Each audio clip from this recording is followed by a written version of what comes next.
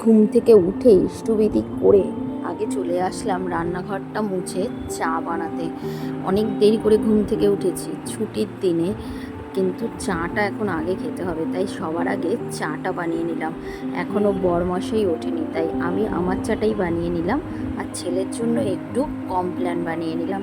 ছেলে আমার উঠে গেছে, কারণ ছেলের একটু পরেই পড়া আছে, তাই জন্য ছেলে আর আমি চাটা খেয়ে। নমস্কার সবাইকে, রীতা লাইফ স্টাইলে সবাইকে স্বাগত জানাই একটা নতুন ভিডিওতে।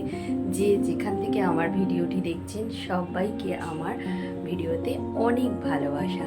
পুরো ভিডিওটা দেখে যদি ভালো লাগে অবশ্যই একটা লাইক কমেন্ট করে যাবেন। চলুন, আজকে তো রবিবার, দেরি করে ঘুম থেকে উঠেছি, এখন প্রায় 8:30 বাজে। সকালবেলায় আগে চাটা বানিয়ে নিই, চাটা খেয়ে তারপরে সব কাজকর্ম করব।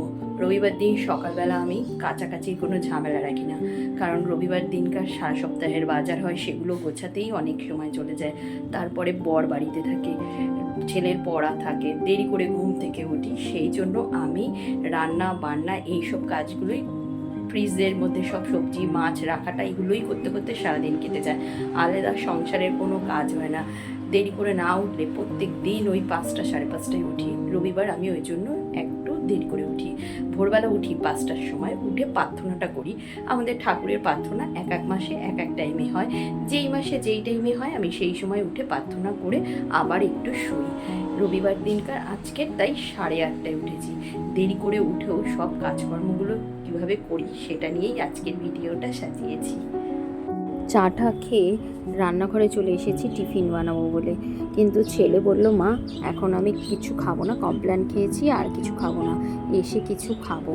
আমি আলু ভাজাটা কাটছি এখন, তাই কিছু বানাবো বলে এই যে চলে এসেছি বারান্দায়। কেন বলুন তো, ওই যে আমার ছেলে বাবা হেঁটে যাচ্ছে, এখন সে একাই যায়, আমি এই বারান্দায় দাঁড়িয়ে দেখি, কিন্তু আনার সময়টায় আমি যাই, কারণ রাস্তা পার হয়ে গাড়ি ধরতে হয় বলে। আর এখন এপাশ থেকেই মানে বাদিক থেকেই যাবে, বাদিকেই ম্যামের বাড়ি, বাদিক থেকে অটো করে উঠে যাবে আর বাদিকেই নামবে, সেই জন্য। আর আসার সময় তো উল্টো দিকে গিয়ে গাড়ি ধরতে হবে রাস্তা পার হয়ে, সেই জন্য আনার সময় আমি যাই। কালকের তো শনিবার ছিল, আমি গিয়েছি, আজ রবিবার আছে, ওর বাবা চলে যাবে।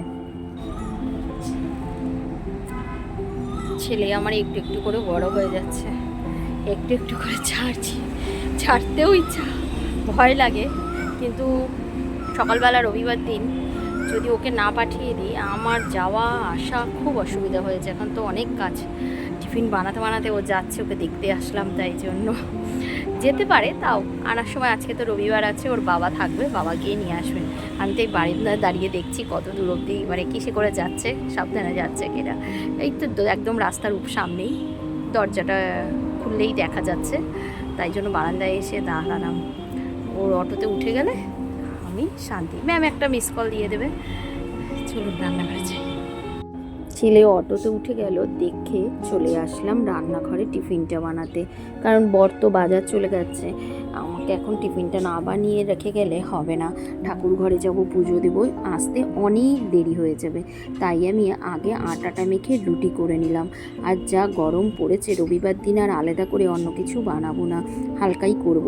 রুটি করেছি আর ভেন্ডি আর আলু ভেজে নিলাম। দেখলাম গেল সপ্তাহের কতগুলো ভেন্ডি পড়ে আছে, সেগুলোই আবার তো আজকের বাজারে গেছে, এখন তো বাজার করে আনবে আগের সপ্তাহগুলো, তাই শেষ করে দিলাম।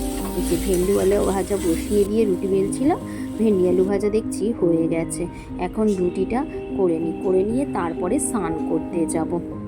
এর মধ্যেই দেখি বর বাজার করে চলে এসেছে। এই যে বাজারের ব্যাগ রেখে দিয়ে সে ঘরে চলে গেছে, আমি ভাবলাম এগুলো পরে এসে গোছাবো, আগে স্নান করে পুজো দিয়ে আসি। এই যে স্নান টান করে চলে আসলাম ছাদে, ঠাকুরের বাসনটাকে আগে বের করে নিলাম। আর ওই দেখুন, যেই ছাদের দরজা খুলেছি চলে এসেছে তেনাদের তো আগে অনেকবার আমার ভিডিওতে দিয়েছি। এরা হলো আমাদের বাড়িরই পায়রা, আমাদের বাড়িতে অনেক পায়রা আছে, প্রায় 60-70টা পায়রা আছে। নিচে ওদের থাকার জায়গা আছে, সেখানেই ওরা থাকে। যখনই ছাদে আসবো, দরজা খুলবো, তখনই ওরা চলে আসবে। তাই আমি ঠাকুর ঘরেই একটা মুড়ির প্যাকেট রেখে দিই, সেই মুড়িটাই আমি যখন ছাদে আসি ওদেরকে দিই। আর ওই দেখুন একটা ছোট্ট মালসা রাখা আছে, ওর মধ্যে জল দেওয়া হয়, ওরা ওই জল মুড়ি এসব খায়, আর নিচে তো খাবার দেওয়াই হয়, গম, চাল, ভাত এইসব। এবার ঘরে এসে আগে মাছগুলো ধুয়ে নিলাম। মাছে এনেছে আজকে বাটা মাছ, পাবদা মাছ, আর ওই জ্যান্ত পুকুরের রুই, আর হলো গিয়ে মাংস। তা আজকে রবিবার বলে একটু মাংসটাই করব ভাবছি। আর এদিকে দেখছি টাইম হয়ে গেছে ছেলের আসার, বাবা নিয়ে আসতে গেছে। তাই আমি এত গরম রোদ থেকে আসবে বলে আমি একটু ওর জন্য শরবত বানাচ্ছি। শরবতের মধ্যে দিয়েছি দই, আর হলো কলা, আর একটু সামান্য চিনি। দেখছি এত গাঢ় হয়ে গেছে, তাই সামান্য একটু জল দিয়ে রেডি করে রাখলাম। ওরা আসলো, ওদেরকে শরবতটা দিয়ে দিলাম। দই আর কলা দিয়ে বানিয়েছি। ছেলেকে পরে বলছি কলা দিয়েছি, কলাও খেতে চায় না, ভীষণ আমাকে বলছে হ্যাঁ এত বাজে তুমি। কারণ খেতে টেস্ট হয়েছে তো, খেতে সত্যিই খুব ভালো হয়েছে। আর এই গরমের সময় ওরকম ঠান্ডা ঠান্ডা একটুখানি লস্যি টাইপের হলে তো কথাই নেই, খেয়ে ওর খুবই ভালো লেগেছে। এবার ওকে ওই খাবার টাবার দিয়ে আমি এখন কাজ করতে বসলাম রান্নার। এই যে সব সবজিগুলো গুছিয়ে নিচ্ছি, আগের সপ্তাহের অল্প যা ছিল সেগুলো উপরের দিকে রেখে নিচের দিকে। তারপরে আর জানেন তো ভিডিও করা হয়নি, এত তাড়াহুড়ো করে কাজ করছিলাম কারণ অনেক বেলা হয়ে গেছে। এই দেখুন সকালে একটু ভেন্ডি আলু ভাজা ছিল, আর একটুখানি উচ্ছে আলু ভেজে নিলাম। আর এইদিকে চিকেনটা আমি বসিয়ে দিয়েছি কষাতে, চিকেনটা এদিকে কষছে। আর ইন্ডাকশানের মধ্যে ছেলের জন্য আবার একটুখানি ডালও করে নিলাম, কারণ ও তো মাংস খাবে না, তাই জন্য ওইদিকে মাংসটাকে ঢাকা দিয়ে জল দিয়ে আমি বাসনগুলো ধুয়ে নিলাম। কারণ সকাল থেকে অনেক বাসন জমেছে, সেই বাসনগুলো ভালো করে আগে ধুয়ে রেখে দিলাম, নাহলে অনেক দেরি হয়ে গেছে, প্রায় 2টো বাজতে যায়। এখনও আমার কাজও শেষ হয়নি, রান্নাও শেষ হয়নি। তারপরে ছেলের জন্য খাওয়ার জন্য একটা ডিমের মামলেট করে নিলাম। ডবল ডিমের একটা মামলেট করে দিলে ও ডাল দিয়ে খেয়ে নেবে, কারণ ও তো মাংস খাবে না, ভেন্ডি আলু ভাজাও খাবে না, উচ্ছে আলু ভাজাও খাবে না। আমরা ডাল, ভেন্ডি আলু ভাজা, উচ্ছে আলু ভাজা, মাংস দিয়ে খেয়ে নেব। আর সাথে অবশ্যই কিন্তু এই গরমে শসা আর পেঁয়াজ রেখেছি, না হলে তো মানে কিছু করার নেই, এত গরম। রবিবার বলেই একটু মাংস করলাম। এই যে ডিমের মামলেটটা হয়ে গেল। এবার খাওয়া দাওয়া করে একটু রেস্ট করে বিকেলবেলা বেরিয়ে পড়েছি। এখন যাচ্ছি হলো ও বাড়ি। ছেলেকে বললাম চল, ও বলল না যাব না।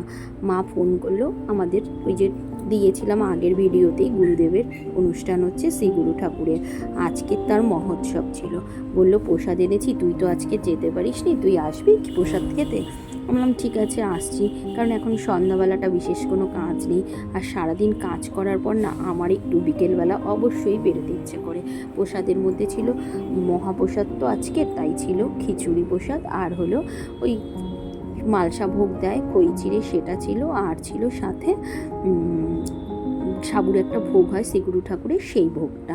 প্রসাদ খেয়ে ঠেয়ে এই যে আমার সোনামাকে নিয়ে চলে এসেছি। এই যে ওর একটা দাঁত নড়ছে, তাই আমাকে দেখাচ্ছে, আর ওর সাথে আমাকে সাথে কথা বলছে।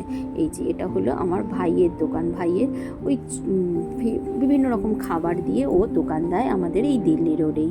দেখুন আমাদের রাস্তার অবস্থা দেখতেই পাচ্ছেন। আমার বাড়ির থেকে আমার বাপের বাড়ি হলো 15 মিনিটের রাস্তা, হেঁটেই চলে আসা যায়। তবে আজকে এই পর্যন্তই থাকুক, ভিডিওটা শেষ করি, আবার পরের ভিডিওতে দেখা হচ্ছে।